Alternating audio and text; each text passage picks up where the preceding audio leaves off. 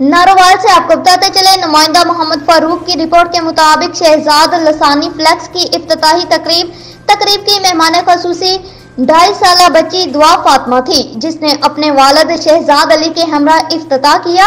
इफ्तिताह के मौका पर शहजाद अली का कहना था कि कायनात की खूबसूरती बेटियों से ही है, बेटियों के मुकद्दर से अल्लाह ताला ने बहुत नवाजा है, इसीलिए अपनी बेटी से इफ्तिताह करवाया। नारोवाल में जदीद फ्लैक्स मशीन का आगाज कर दिया गया है और जदीद मशीन का रिजल्ट भी मिसाली होगा। अल्लाह का शुक्र है, वालिदैन की दुआओं से कामयाबी हासिल हुई। सीनियर सहाफी उस्मान ने कहा कि रिज्क हलाल कमाना इबादत है।